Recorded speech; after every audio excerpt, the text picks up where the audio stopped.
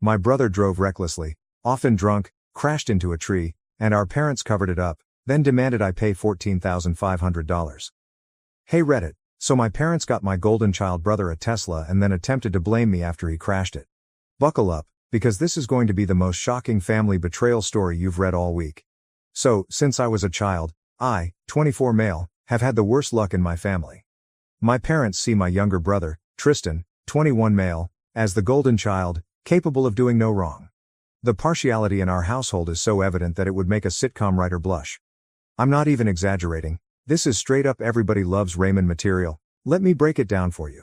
Since I turned 18, I've been required to pay a $400 monthly rent to live at home. Yes, you read that correctly. $400 to live in the same house where I grew up, in a bedroom that hasn't been changed since I was 12. Meanwhile, my brother lives fully rent-free, eating food I help pay for, using utilities I help cover, and overall acting as if he owns the entire home.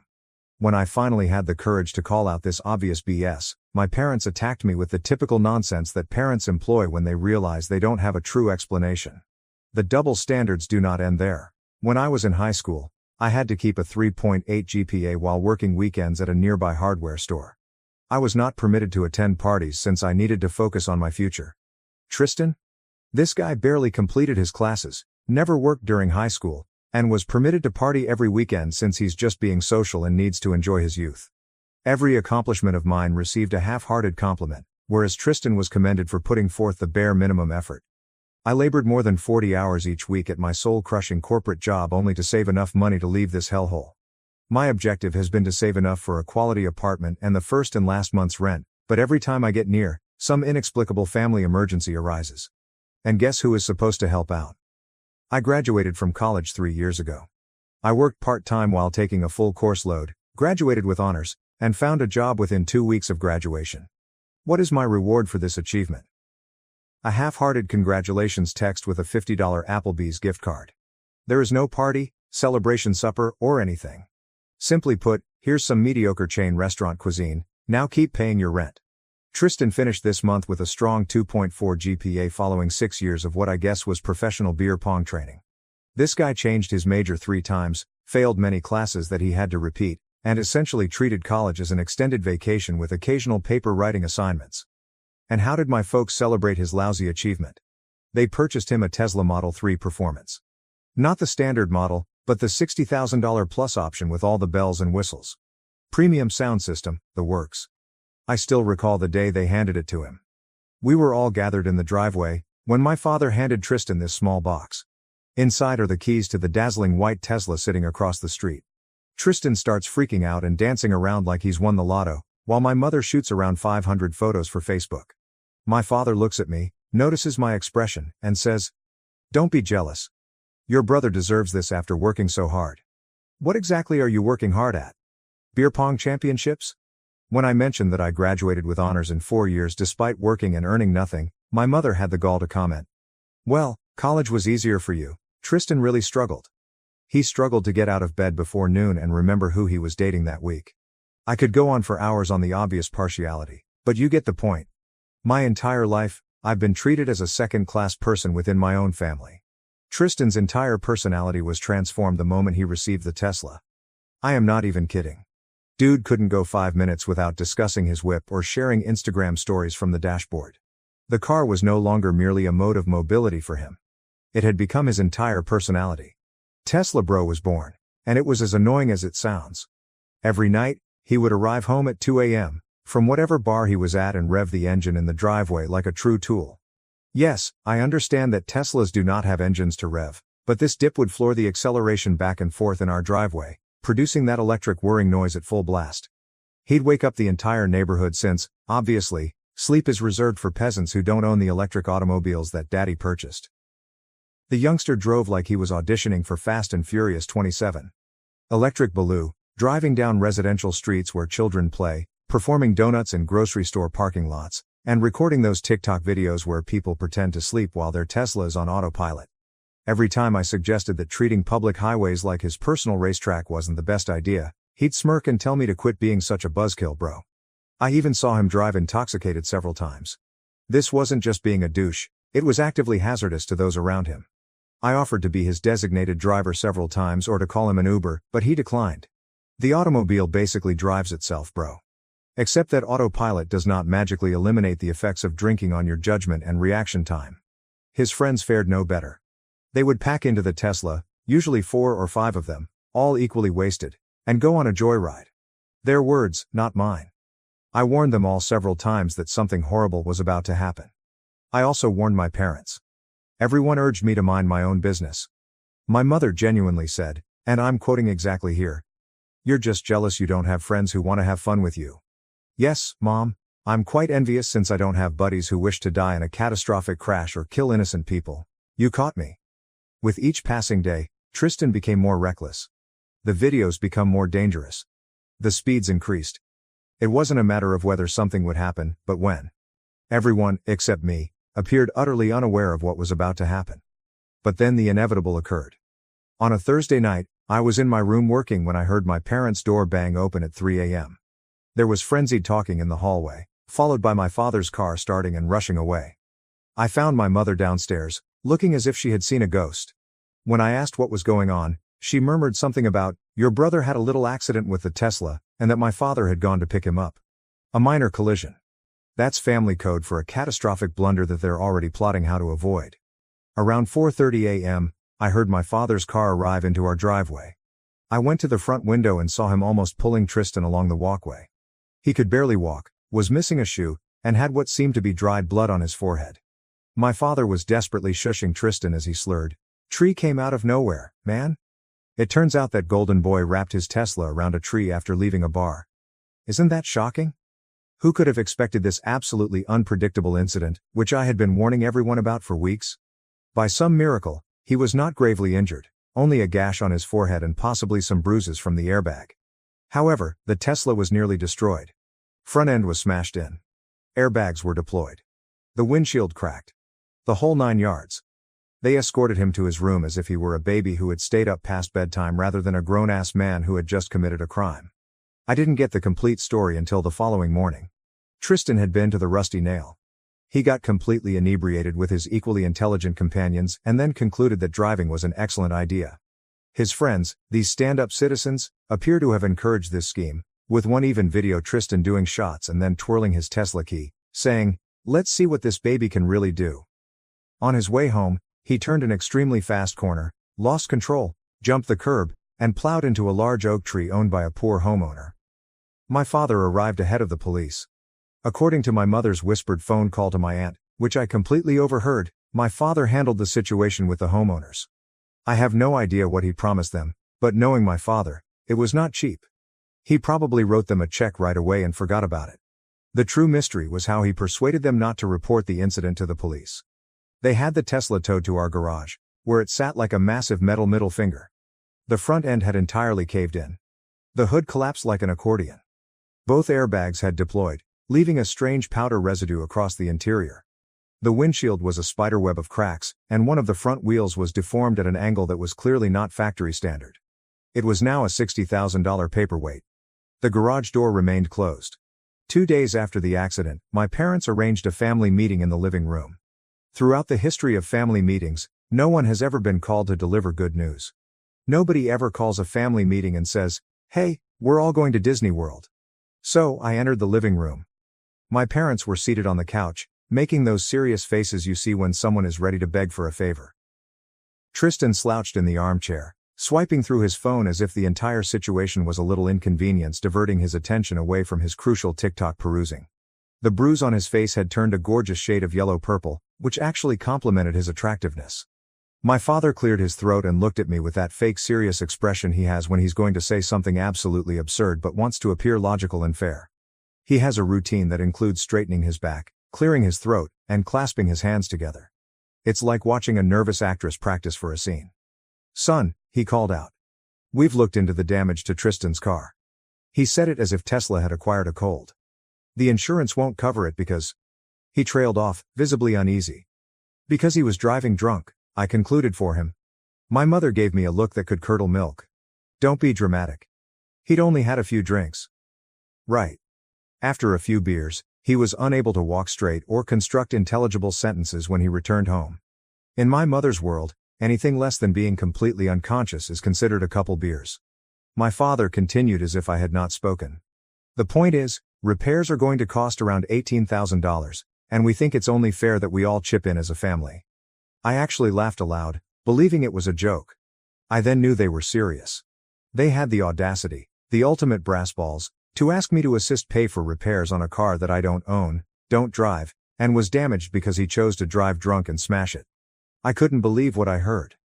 You want me to help pay for repairs on a car that I don't own, don't drive, and was damaged because he decided to drive drunk? I asked again, just to be sure I wasn't having a stroke and hallucinating this conversation. We're a family, my mother remarked, as if that clarified everything. And you're the only one with significant savings right now. Ah. There it was. They knew I had been saving to move out, and they saw it as a handy way to compensate for their golden child's error. My savings were not for my future. It was simply an emergency fund for Christ's fuck-it-ups. I get it. How much are you expecting me to chip in?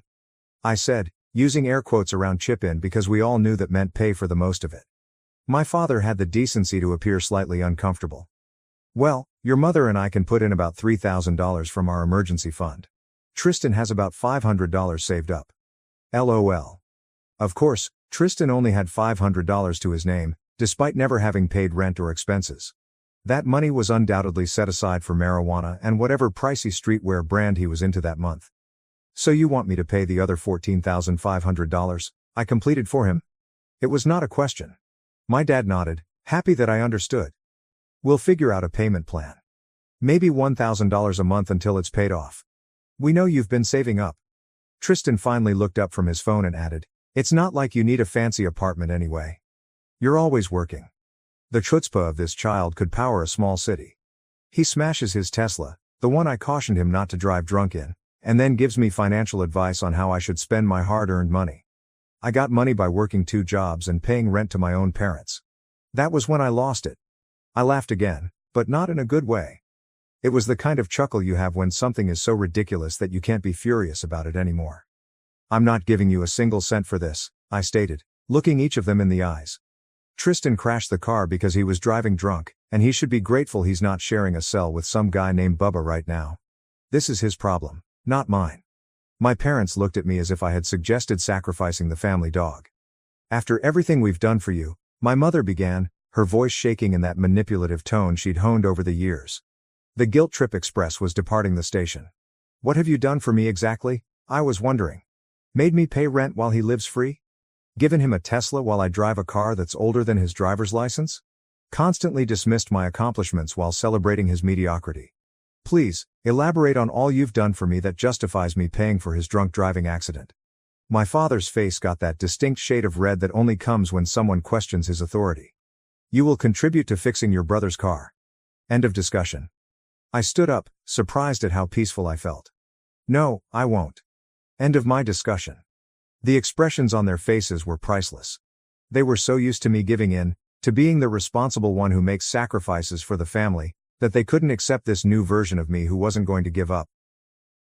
You're being selfish, my mother said, pulling out the final weapon from her arsenal. No, I'm being realistic, I explained. Tristan chose to drive drunk. He chose to crash the car. That means he can deal with the consequences for once in his life. I walked out of the living room and back to my room, rejecting their request to return and discuss this like adults. The irony of their sudden desire for an adult talk was not lost on me. As I closed my bedroom door, I heard Tristan say, "So does this mean I'm not getting the car fixed?" That kid is always focused on his goals. I had no idea what they would do next, but one thing was certain. This wasn't over. In my family, no is not considered a complete response. It's simply an opportunity to find more innovative ways to achieve what they desire. My parents scarcely spoke to me for the following few days, only asking whether I had reconsidered their gracious offer to let me pay for Tristan's error. I kept my responses short and to the point. No. This resulted in a lot of heavy sighs, slammed doors, and my mother engaging in passive-aggressive behavior by talking about me in the third person when I'm literally in the same room. Some people just don't understand family loyalty, she would say to no one in particular as I ate breakfast 3 feet away from her. You're really subtle, Mom. I saw them whispering a couple times while hunched around the kitchen table, papers strewn out. When I walked in, they would quiet down. This was never a positive indicator in my family.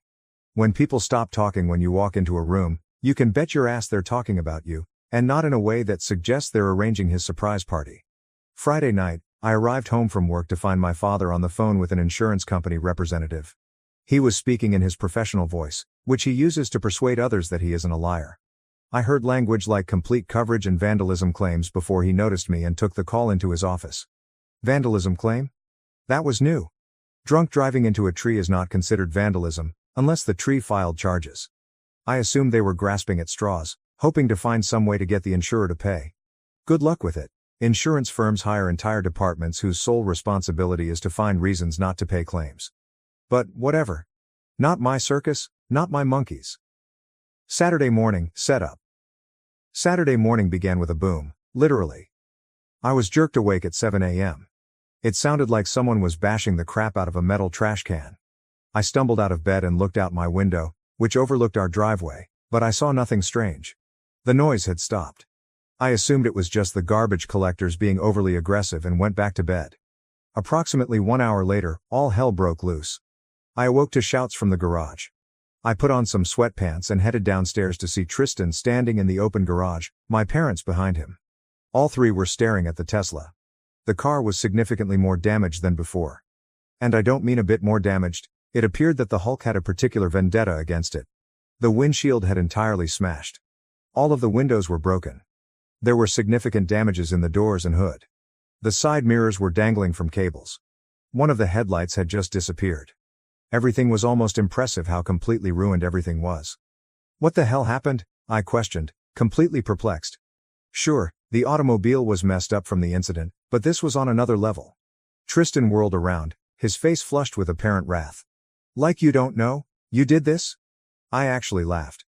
I was asleep all night. I didn't touch your car.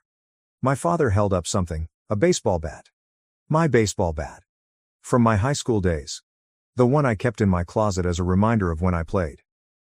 Then why was this in the bushes outside? My father inquired, his voice doing that phony calm thing that indicates he's actually quite upset. I responded I had no idea, but my mother cut me off. Don't lie to us. It was my bat, which I had possessed for years. But I hadn't touched it for months. It sat in the back of my closet, alongside other high school sports gear I never utilized. We've already called the insurance company, my father said smugly. They're sending an investigator on Monday. We told them someone vandalized the car out of jealousy. That's when something clicked. Tristan must have stolen my bat and further damaged his already damaged Tesla. He then placed the bat to frame me. The insurance wouldn't cover the drunk driving accident. What about vandalism? This might be covered. Bonus points for exacting retribution on Big Bro, who refused to pay for his error. Now it made sense. I looked at Tristan and noticed the small smile he was trying so hard to disguise. This wasn't simply him being a spoiled brat. This was true malice. He purposely set me up. And my parents were in on it. You're seriously going to frame me for this? I questioned, gazing directly at Tristan. He smirked. Who do you think they'll believe? He was asking. The straight-A student with a bright future or the jealous older brother who still lives at home and complains about everything? My parents stood behind him, their arms crossed. A united front, against me. They had already chosen their side, as they always did. It didn't matter that they were committing insurance fraud, which is a criminal. It didn't matter that they were willing to blame me for something I hadn't done. All that mattered was to preserve their golden child. This is bullshit, and you know it, I remarked, surprisingly cool given the situation. I didn't touch the car. I was asleep all night. My mother scoffed. We heard you leave your room around 2 a.m. The neighbor's security camera probably caught you too. That was intriguing. We didn't have any neighbors with security cameras, at least not ones that could capture our driveway or garage. They were lying. That meant they knew exactly what had transpired. Because they helped plan it. Or, at the absolute least, they knew Tristan had done it and were covering for him. So let me get this straight, I responded, crossing my arms. You want me to either pay $14,500 for repairs to a car I don't own, or you'll frame me for vandalizing it to commit insurance fraud? Those are my options? My father's face reddened. Nobody's framing anyone. We know you did this because you're angry about the money. I returned to my room without saying another thing. There was no point in arguing with them. They had already determined their interpretation of reality. I closed the door, sat on my bed, and tried to think. This quickly went from ordinary familial bias to outright criminal activity. I grabbed my phone and called my supervisor, requesting an emergency day off for Monday. I was not going to leave my defense in the hands of my family when the insurance investigator showed there. I needed to be there to explain my side of the story. As I hung up, I realized something that made my stomach sink. My parents had just shown me how far they would go to protect Tristan. They would frame their son. They would lie to the authorities. Which made me wonder, what had they covered up for him in the past that I had no idea about? Monday. The insurance investigator arrives. The insurance investigator arrived on Monday morning at precisely 9 a.m. His name was Mac. I've seen this sort before. He had a wrinkled button-down tucked into khakis and was carrying a tablet and a camera. My father tried to convince me to go to work and they would handle everything, but I just stared at him until he gave up. It's funny how quickly his power dissolved when I didn't immediately roll over. My parents did their best June and Ward Cleaver impressions when Mac came. Tristan slouched nearby, appearing victimized, and periodically caressing the mark on his face for dramatic effect. Mac was courteous, but all business. He walked immediately to the garage to study the Tesla, snapping dozens of shots from all angles. He spent a long time comparing the front-end damage to the new damage, which made me think he would realize the obvious. This automobile had been involved in two quite distinct accidents. After inspecting the vehicle, Mac requested to meet with each of us individually. My parents went first, together. They stayed there for around 30 minutes. Then Tristan walked in for his interview, which lasted approximately 15 minutes. I heard him raise his voice at one point, most likely for dramatic effect. When it was my turn, I sat across from Mac at our kitchen table, where he had already set up his laptop and some documents. He glanced at me and said he had some concerns concerning where I was on Friday night and early Saturday morning. I told him the truth. I was sleeping in my bed at home. I got home from work at 6 p.m., cooked a sandwich, played Xbox, and went to bed around 11 p.m. I didn't leave my room until I heard a disturbance in the garage the following morning. Mac nodded, taking notes. Then he asked me directly if I was responsible for the Tesla's damage. No, I replied, staring him directly in the eye. And here's what you need to know that they probably didn't tell you. That car was already significantly damaged before this so-called vandalism happened. He raised his eyebrows, displaying the most passion he'd shown thus far. I described everything. Tristan received the Tesla as a gift after his lackluster graduation. He had been driving dangerously since he received it. I told Mac about the drunken driving, speeding, and TikTok videos. Then I came to the crash. How Tristan had wrapped it around a tree while driving drunk about a week before, and how my parents had managed to evade arrest. Check the airbags, I informed him. They've already been deployed from the first crash. Take a look at the front-end damage and the new damage. They are plainly different. The front-end damage is the result of an impact with a tree. The rest is not from me. I also informed him about my parents' attempt to get me to pay $14,500 for repairs, and how the vandalism occurred unexpectedly shortly after I declined. Mac wrote everything down without much reaction. Then he questioned whether anyone could confirm that I was in my room all night. No, I explained. I live with my parents and Tristan. However, I did order a pizza around 9:30 p.m. On Friday, I spent approximately 11 hours playing Xbox Live with pals. They can certify that I was online. He nodded and took additional notes. Then he startled me by asking if any of my neighbors had security cameras. Not that would cover our garage or driveway, I replied. The Johnsons across the street have a doorbell camera, but it only sees their porch. He wrote something down, thanked me, and promised to contact the family soon. As we walked back into the living room, I could feel my parents and Tristan staring at me. They realized I hadn't followed their script. After Mac left, all hell broke loose. After Mac left, all hell broke loose. My folks have lost their collective brains. How dare I reveal the truth to the investigator? The horror. My mother cried because I was attempting to ruin Tristan's life over a single mistake, as if drunk driving and insurance fraud were on par with forgetting to take out the garbage. My father got in my face, pointing his finger, and told me I should call the investigator back and rectify this if I knew what was best for me. Tristan just smirked from the couch, knowing that his plan would succeed. Because it always has. The golden child always wins, right? I returned to my room and locked the door, disregarding their requests to return downstairs.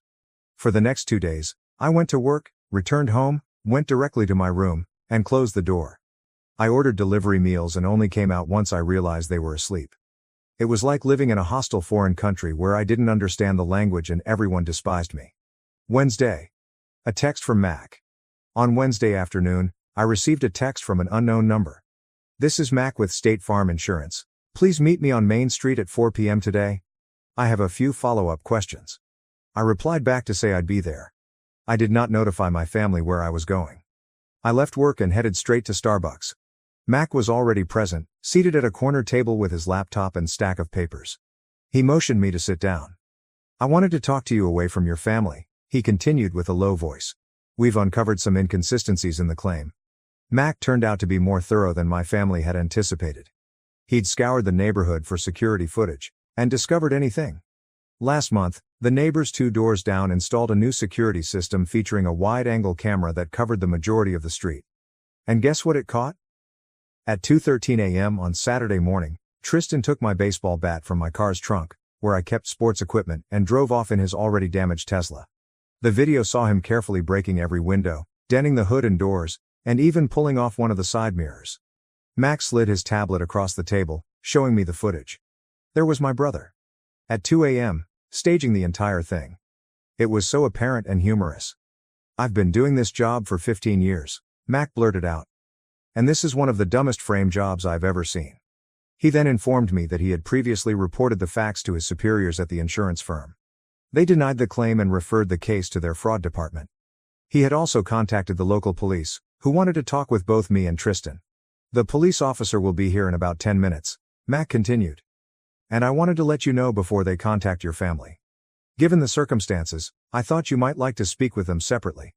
I really thanked him for his thoroughness and belief in me. The police get involved. A police officer arrived. She was a woman. She took my statement, showed me the footage again, and asked if I wanted to file charges against Tristan for attempting to frame me. "The DA will decide whether to pursue the insurance fraud charges," she replied. "But for the false reporting and the attempt to frame you, that's your call." I sat there, contemplating. Yes, Tristan is my brother, flesh and blood. But he was also the one who purposefully attempted to frame me for a crime I did not commit. The person who would have gladly let me take the blame for his drunk driving and subsequent tantrum, potentially destroying my record, employment prospects, and life. I considered all the years of favoring. All those double standards. All the times I was made to feel inferior because I was not Tristan. I reflected on how they were willing to let me take the blame for insurance fraud to protect him. And then I realized how tired I was of it all. "Yes," I informed the police. "I want to press charges." Without hesitation. Only a simple yes. She nodded, took some notes, and invited me to the station later to provide a formal statement. We decided on 6 p.m. that evening. Coming home to chaos. I drove home, getting into our driveway around 5 p.m. to grab a few items before heading to the police station. To my amazement, a police cruiser was already parked in front. Officer Rivera seems to have made good use of his time. Walking into my residence at that time was like walking into a battle zone. My mother was pacing and crying in the living room. Dad was on the phone with someone, hurriedly discussing misunderstandings and family issues. Tristan sat on the couch, looking pallid. He usually had a perpetual smug grin, like the cat who ate the canary and successfully blamed it on the dog. When my mother noticed me, she ran over. "What did you do?" "The cops were just here. They think Tristan might be charged with fraud." I did not do anything. Tristan committed this to himself when he decided to blame me for vandalizing his car. My father hung off the phone and stormed over. "This is ridiculous. We can deal with this as a family. You should contact them back right now and tell them you don't want to press charges." "No," I simply replied. "I'm done covering for him. I'm done being the fall guy. None of you can make me drop the charges right now." The aftermath? A full-fledged meltdown. The fallout was exactly what you would expect. My mother alternated between sobbing and attempting to guilt me into withdrawing the allegations. My father alternated between frightening me and providing money. Suddenly, he could assist me with the rent for a new apartment, if I only made this disappear. Tristan tried to apologize, but it came off as "sorry I got caught," rather than "sorry I'm a scheming asshole." At 5:45, I walked upstairs. I knew I didn't want to return to this place after delivering my statement, so I packed a duffel bag with clothes, my laptop, and some critical documents. When I returned downstairs with my bag, my folks looked frightened. "Where do you think you are going?" my father demanded. "I'm going to the police station to provide a statement. And then I'll stay with a pal for a time." My mother started wailing loudly. "You cannot leave. We need to deal with this as a family. We stopped being a functional family a long time ago, I responded. Maybe we never were. My father moved in front of the door, barring my exit. If you step out that door and do this, don't bother coming back. You will no longer be welcome in this home. If you do this to your brother, you are choosing to destroy this family. I stared him directly in the eyes. No, father, I am not destroying the family. I refuse to let the family destroy me anymore. And if you are truly willing to abandon me because I did not allow it to happen, I am fine with it. I stepped around him and exited the door. He called after me, something about ungrateful children and family loyalty, but I didn't turn back. I got into my car and proceeded to the police station. The formal statement giving my formal declaration took around 1 hour. The officer outlined what would come next. Tristan would be charged with filing a fraudulent police report, attempting insurance fraud, and possibly other offenses relating to the original DUI crash, which had never been properly recorded. This can become messy, she cautioned me. Family cases frequently do. Are you certain you want to proceed? I nodded. I'm sure. When I left the police station, I received a text from my pal Chris. Have your room ready. I ordered food. Don't be late, brother. I had called him earlier to inquire if I could stay at his apartment for a few days. And being the reliable friend he is, he did not even ask questions. As I drove to Chris's apartment, my phone flooded with texts and phone calls from my relatives. I turned off my phone and continued driving. For the first time in years, perhaps ever, I felt as if I was actually standing up for myself. Chris was waiting on his porch as I pulled up, holding 2 sodas. He didn't immediately ask for more information. He simply assisted me with my stuff and said, "Whatever it is, we'll figure it out." And in that moment, I discovered something significant. This was how real families were meant to feel. Not obligated, not manipulation, not a perpetual competition. Only unconditional support. The kind I had never seen at home. Edit 1. Holy crap, this exploded up overnight. Thank you for the accolades and support, Reddit, it means a lot. Edit 2. Stay tuned for an update, which will be available soon. LOL, that rhymed. Update, hey Reddit, it's been a while since my previous post, and many of you have DM'd me asking for an update on the Tesla bro problem. So, here goes. I left my parents' place 6 months ago with a duffel bag and a newfound backbone. Best decision I've ever made. I crashed with Chris for a few weeks before finding my own house. Nothing spectacular, just a 1-bedroom apartment where no one begs me to solve their problems. Tristan's case progressed fast. The evidence was overwhelming. Security footage, blood alcohol levels from the hospital the night of the incident, which my parents attempted to conceal, and an insurance inquiry report. He ended up pleading guilty to all charges and received 6 months in county jail, 3 years probation, a huge fine. He lost his license for 5 years. My parents were not charged, but they did face significant fines for their involvement in the insurance scam. They're essentially broke after paying legal expenses, fines, and the remaining payments on a totaled Tesla. As for me, I received a promotion at work. It's amazing what you can accomplish when you're not always dealing with family issues. In addition, I'm taking night school to pursue an MBA. Life is currently fairly good. The update you've been waiting for: text messages and phone calls resumed last month. First, from my mother. Then my father. Finally, Tristan used his jail-approved phone time. They all had the same message, only delivered in various ways. They need money. Mom took the standard guilt tactic. We're about to lose our house. After everything we've done for you, how can you abandon us now? Dad attempted his typical intimidation. You owe this family. Man up and help us out. Tristan apologized and stated that his time in jail has changed his perspective. Before requesting for commissary funds. Do you know what was very funny? Last week, my folks arrived at my apartment. Unannounced. I have no idea how they got my address, probably through a mutual family connection. They were standing outside my door, looking really pitiful. Both of them had a frantic face. They had an entire pitch planned. They were selling the house but needed funds to move. The bank accounts were frozen. Dad lost his job following the controversy. Mom's anxiousness was flaring up. Couldn't I please assist my family in their time of need? I listened to everything without interrupting. I saw them spin their sob story with a dramatic performance. When they were finished, I just gazed at them for about 10 seconds before asking, "Sorry, I must have missed something during your brief presentation. Could you please remind me which part of attempting to frame me entitled you to my financial assistance?" Mom's face collapsed, like if she had been smacked. Dad stood there speechless. For the first time in their lives, they had no script ready. The roles were flipped, and they had no idea how to play someone who were out of control. But they weren't in their house, where they set the rules. They were at my door. And I had all the cards. I said I'd think about it and close the door. I thought about it. For around 5 seconds. Then I sent this text. The answer is no. Do not contact me again. Dad responded with threats. Mom uses emotional manipulation. Tristan made pledges to change. I blocked all of their numbers. Some people may believe that is harsh. Perhaps it is. But after 24 years being the scapegoat, I'm finally putting myself first. They're adults who've made their decisions. Just as I am making mine right now. So that's all for now, Redditors. Thank you for sticking around during this whole mess. You guys are the finest. I will keep you updated if anything else happens. So, guys, peace out for now. Edit 1. For those thinking of bringing charges against my parents. The DA determined that there was insufficient evidence to indicate they were aware of Tristan's plan beforehand. Personally, I believe they knew. But, whatever. The financial ramifications they are currently facing are most likely harsher than what the courts would have done anyhow. Edit 2. To the few people who messaged me stating, but they're still your family. Oh, come on. Being connected by blood does not give somebody the authority to frame you for a felony. That is not how family works.